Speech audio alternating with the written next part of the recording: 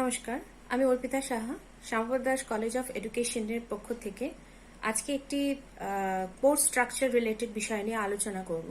সেটি হচ্ছে for the D.El.Ed programme.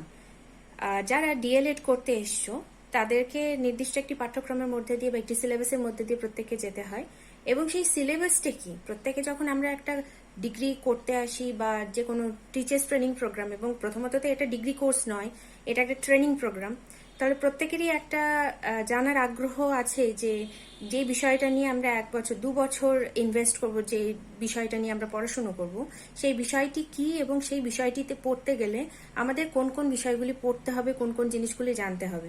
তো আমাদের সেই আউট অফ কিউরিয়াসিটি আজকে যে বিষয়টি নিয়ে আলোচনা করছি সেটা হচ্ছে course structure for the first year. আজকে পার্ট 1 ডিএলএড কোর্সের বিষয় নিয়ে আলোচনা করব। এখন যে বিষয়টি বলার বিষয় সেটি হচ্ছে যে আমরা যে কোর্সটা করব তার জন্য মোদ্দা কথা হচ্ছে কত নাম্বারের পরীক্ষা আমাদের দিতে হবে, কতখানি marks it will carry.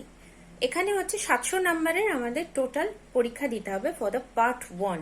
Part 1 এর জন্য 700 নাম্বারের পরীক্ষা দিতে হবে। তার মধ্যে দুটি পার্টে ভাগ করা হয়েছে এই পরীক্ষা সিস্টেমটাকে। একটা হচ্ছে external examination, another one is internal examination। একটা এক্সটার্নাল এক্সাম দিতে হবে, একটা ইন্টারনাল এক্সাম দিতে হবে।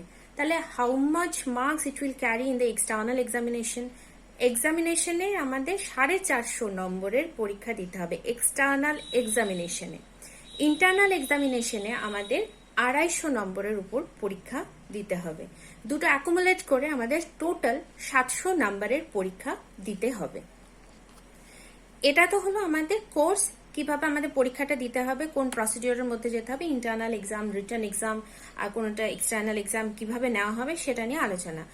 এখন যে বিষয়টি বলবো যে এই পরীক্ষাটা দেওয়ার আগে যে জিনিসগুলি আমাদের পড়তে হবে সেই বিষয়গুলি কি কি, এবং এই বিষয়গুলির জন্য শুধু কি পড়তেই হবে না আরো অন্য কিছু করতেও হবে তার সাথে, কারণ এটা তো একটা টিচার্স ট্রেনিং প্রোগ্রামে কোর্স। তাহলে প্রথমেই বলি যে যে বিষয়টি পড়তে হবে, যে বিষয়গুলি কিছু জিনিস পড়তে হবে এবং কিছু জিনিস আছে, মানে টোটাল কোর্সটাকে দুটো ভাগে ভাগ করা হয়েছে। ফার্স্ট ওয়ান হচ্ছে কিছু প্যাডাগজিক সাবজেক্ট আছে, সেকেন্ড পার্ট হচ্ছে প্র্যাকটিকাম আছে। প্রত্যেকেই আমরা জানি ডিএড বিএড এ আমাদের একটি অধিকাংশ জিনিসই আমাদের লেখার জিনিস লিখতে হয়, এবং প্রত্যেকটা জিনিস অ্যাসাইনমেন্ট থাকে, সেখানে প্র্যাকটিকাম থাকে, বিভিন্ন রকমের কাজ দেওয়া হয়, ফিল্ড ওয়ার্ক থাকে, এই জিনিসগুলো বেশি পরিমাণে করতে হয়। তাহলে প্র্যাকটিকামের একটা অংশ আছে এবং কিছু জিনিস তো অবশ্যই পড়তে হবে, না হলে আমরা এক্সামটা দেবো কি করে। তাহলে দুটো ভাগে আমরা ভাগ করে নিয়েছি। ফার্স্ট ওয়ান, যেই বিষয়গুলি পড়বো তার মধ্যে কতগুলি জিনিস আমাদের পড়তে হবে। টোটাল আমাদের 5টি বিষয় পড়তে হবে। 5টি বিষয় কি কি? ফার্স্ট, এগুলিকে নাম করা আছে, যেটা প্রথম পড়তে হবে সেটা হচ্ছে চাইল্ড স্টাডিজ।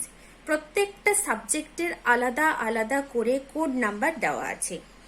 চাইল্ড স্টাডিজ এর জন্য যে কোড নাম্বারটি আছে সেটি হচ্ছে CC1, CC01। সেকেন্ড হচ্ছে ল্যাঙ্গুয়েজ 1, তো প্রত্যেককে আমাদের পড়তেই হবে। ল্যাঙ্গুয়েজ 1 যেটা আমাদের কলেজ প্রোভাইড করবে, বিভিন্ন জায়গায় বিভিন্ন রকম হয়। এই কলেজের ক্ষেত্রে শ্যামাপ্রসাদ দাস কলেজ অফ এডুকেশনের ক্ষেত্রে অবশ্যই সেটা বাংলা হয়ে থাকবে। অন্যান্য জায়গার ক্ষেত্রে কিন্তু ল্যাঙ্গুয়েজ ডিফারেন্ট হতে পারে। নেপালি যেখানে ধর সিকিমের দিকের কোনো জায়গায় থাকলে পারে সেখানে ল্যাঙ্গুয়েজ 1 ডিফারেন্ট হবে। ল্যাঙ্গুয়েজ 1 তখন হয়তো নেপালি হতে পারে, বাট তাদের নিজস্ব ল্যাঙ্গুয়েজ যে কলেজে আছে সেটাকে সেখানে ব্যবহার করা যেতে পারে। হিন্দি হতে পারে, ও মেবি নেপালি, উর্দু, এনিথিং। আচ্ছা, এটা হচ্ছে CPS 1। ল্যাঙ্গুয়েজ 1 এর কোড হচ্ছে CPS 1। সেকেন্ড ওয়ান যেটা পড়তে হবে সেটা হচ্ছে language 2, that will be always English হয়ে থাকবে। সেটার কোড কি? CPS 2। এইটা হলো 3টে জিনিস, এগুলো ম্যান্ডেটরি, এটা পড়তেই হবে। 5টা জিনিসই পড়তেই হবে, কিন্তু এর মধ্যে এগুলো থাকছেই। এরপরে যে জিনিসটি থাকছে সেটা হচ্ছে ম্যাথামেটিক্স, CPS 3, আর CPS 4 হচ্ছে এনভায়রনমেন্টাল স্টাডিজ। তাহলে আমাদের টোটাল পড়তে হচ্ছে child studies, language 1, that will be Bengali, language 2 সেটা আমাদের ইংলিশ হবে, ম্যাথামেটিক্স অ্যান্ড এনভায়রনমেন্টাল সায়েন্স। তাহলে এই 5টা সাবজেক্ট আমাদের হচ্ছে কম্পালসারি প্যাডাগজিক্যাল সাবজেক্ট, যেগুলিতে আমাদের পড়তে হচ্ছে। এই যে CPS 1 বলছি, CPS 2, CPS কেন বলছি? কারণ এগুলো কম্পালসারি প্যাডাগজিক্যাল সাবজেক্ট।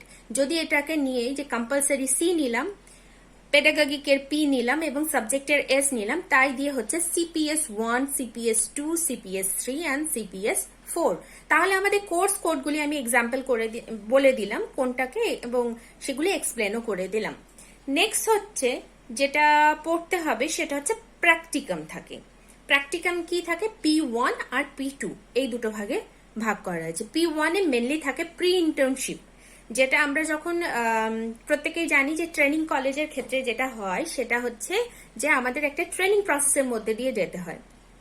সেখানে আমরা বিভিন্ন স্কুলে গিয়ে আমাদের যে বিষয়গুলি পড়ানো হলো, যে জিনিসগুলি শেখানো হলো, যে একটা শিক্ষকতা করতে গেলে পরে কোন কোন জিনিসগুলি আমাদের শেখা দরকার এবং কোন কোন জিনিসগুলি আমাদের করতে হবে, কিভাবে পড়াতে হয়, কোন পদ্ধতিতে পড়াতে হয়, কিভাবে পড়ালে পরে ছাত্রছাত্রীর দৃষ্টি আকর্ষণ করা যাবে, এই সমস্ত কিছু নিয়ে যখন আমরা শিখছি বা যে বিষয়গুলি নিয়ে আলোচনা হচ্ছে ক্লাসের মধ্যে, তখন সেটাকে বলা হচ্ছে প্রি ইন্টার্নশিপ ফেজ।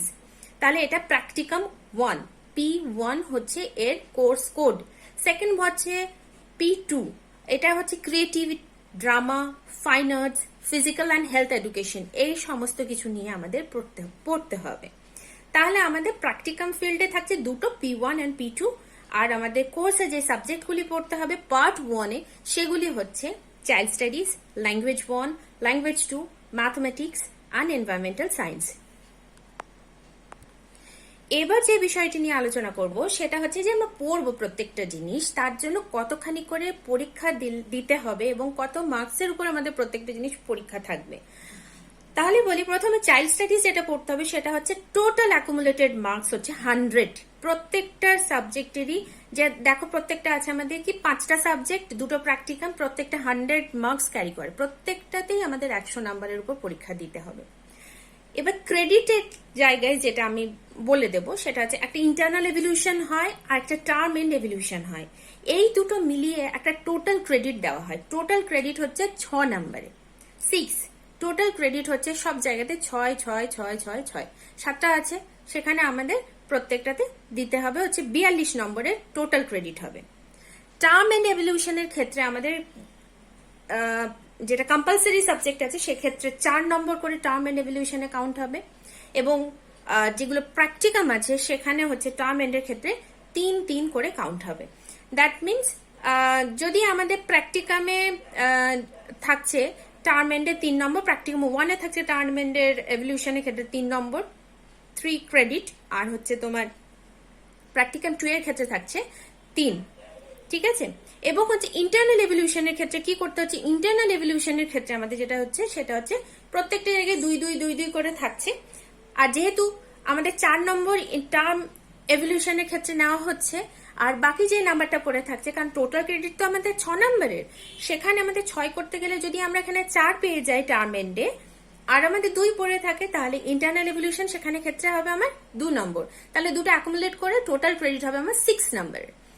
আর P1 এর ক্ষেত্রে যেহেতু আমি বললাম যে টার্ম এন্ড এভলিউশনে 3 নম্বর হয়, তাহলে ইন্টারনাল এভলিউশনের ক্ষেত্রে আমাকে 6 করতে গেলে আরো 3 নম্বরই পড়ে থাকে, তাহলে সেটা আমাদের 3 নম্বর। দুটো অ্যাকুমুলেট করে হবে আমাদের 6 ক্রেডিট। তাহলে এগুলো হচ্ছে টোটাল।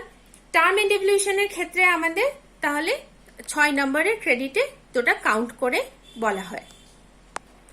আচ্ছা, এটা এরপরে যেটা আছে যে প্র্যাকটিকাম 1 ইন্টার্নশিপ যেটা বললাম সেটাতে আমাদের হচ্ছে 50 নম্বর থাকবে এক্সটার্নাল থেকে এবং 50 থাকবে ইন্টারনাল থেকে, এবং P2 এর ক্ষেত্রেও তাই, ওটা হচ্ছে 50 থাকবে এক্সটার্নাল বাই এক্সটার্নাল আর 50 বাই ইন্টারনাল।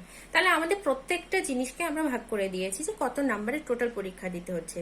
টোটাল 7টা সাবজেক্ট হচ্ছে, প্র্যাকটিকাম 2টো কাউন্ট করে, এবং 5টা সাবজেক্ট মিলিয়ে 7টা সাবজেক্ট মিলে হচ্ছে আমার 700 নম্বরের। টোটাল ক্রেডিট হচ্ছে 42। ইন্টারনাল টার্ম এভলিউশন যেটা আমি বললাম প্রথমে, টার্ম এন্ড এভলিউশন, সেটা আমার 4 করে হচ্ছে 5টা সাবজেক্টে হচ্ছে, তাহলে সরি 5টা 1 2 3 4 5, 5টা সাবজেক্ট, তাহলে 20, আর নিচে থাকছে 3 3 করে 6, তাহলে টোটাল মিলে হচ্ছে 26। মানে প্র্যাকটিকাম 1 এর 3, প্র্যাকটিকাম 2 এর 3, আর বাকি যে 5টা সাবজেক্ট তাতে হচ্ছে 4 নম্বর করে হলে 5 4 20, আর 3 3 মিলে 6, 26 নম্বর টোটাল টার্ম এন্ড এভলিউশনের ক্ষেত্রে। আর ইন্টারনাল এভলিউশনের ক্ষেত্রে যে নাম্বারটা থাকবে সেটা হচ্ছে প্রত্যেকটা যেই 5টা সাবজেক্ট আছে সেই 5টা সাবজেক্টে 2 নাম্বার করে, তাহলে হচ্ছে 10। আর এদিকে নিচে হচ্ছে প্র্যাকটিকামের ক্ষেত্রে 3, আর সেকেন্ড প্র্যাকটিকামের ক্ষেত্রে P2 ক্ষেত্রে হচ্ছে 3, তাহলে 3 3 6 মিলে 16। আর ইন্টারনাল এক্সাম এক্সটার্নাল এক্সাম তো আলাদা, ওগুলোর ক্ষেত্রে যেটা আমরা রিটেন পরীক্ষা দিচ্ছি সাবজেক্টের ক্ষেত্রে শুধুমাত্র আমাদের রিটেন পরীক্ষাটাই দিতে হচ্ছে। আর প্র্যাকটিকামের ক্ষেত্রে আমাদের ইন্টারনাল আর এক্সটার্নাল দুটো ডিভাইড করে 50-50 মার্কসে ভাগ করা হচ্ছে। ওকে, ক্লিয়ার? এই যে জিনিসটা বললাম সেটা হচ্ছে টোটাল কোর্স স্ট্রাকচার। তাহলে আমাদের 5টা বিষয় পড়তে হবে এবং 2টো প্র্যাকটিকাম নিয়ে আলোচনা করতে হবে। এরপর যেটা বলবো সেটা হচ্ছে টাইপস অফ কোয়েশ্চেন, যেই ধরনের প্রশ্ন জেনারেলি করা হয়ে থাকে পরীক্ষায়, সেগুলি কি কি প্যাটার্নের কোয়েশ্চেন আমাদের দেওয়া হবে এবং তার থেকে কিরকম ভাবে আমাদের আনসার লিখতে হবে সেটা নিয়ে একটু বলে দিই। এবার প্রথমেই বলি যেই প্রশ্নগুলি আসবে তার মধ্যে থেকে কি কি ধরনের কি কি প্যাটার্নের কোয়েশ্চেন আসে, সেগুলি হচ্ছে এমসিকিউ টাইপ কোয়েশ্চেন থাকে, সেকেন্ড ওয়ান হচ্ছে ভেরি শর্ট টাইপ কোয়েশ্চেন থাকে, শর্ট আনসার টাইপ কোয়েশ্চেন থাকে, এবং ফোর্থ ওয়ান হচ্ছে এসে টাইপ কোয়েশ্চেন থাকে। এগুলি আমাদের আনসার দিতে হবে। প্রত্যেকটারই কিছু জিনিস ভাগ ভাগ করে দেওয়া হয়েছে, তার মধ্যে বলেই দিই। এমসিকিউ হচ্ছে মাল্টিপল চয়েস কোয়েশ্চেন, যেগুলোতে আমাদের একটা কোয়েশ্চেনের উপর বেস করে 4টে অপশন দেওয়া থাকে এবং তার থেকে একটা আনসার ঠিক হয়, সেটাকে আমাদের চুজ করে লিখতে হয়। এটাকে বলা হয় মাল্টিপল টাইপ কোয়েশ্চেন। তাহলে প্রথমেই যেটা থাকে সেটা হচ্ছে 20 নাম্বারের এমসিকিউ থাকবে। 20 নাম্বারের এমসিকিউ থাকবে, সেখানে কোনো অপশন থাকে না, মানে অপশন থাকে না মিন্স কোনো 21টা 22টা এরকম কোনো বাড়তি কোয়েশ্চেন থাকবে না। 20টা করতে হবে, 20টাই প্রশ্ন থাকবে এবং প্রত্যেকটারই 4টে করে অপশন দেওয়া থাকে। এবার যেটা মূল বিষয় সেটা হচ্ছে যে মেথডোলজি পেপার থেকে, মানে যে 5টা প্রশ্ন থাকছে মেথডোলজি পেপার থাকছে, তার থেকে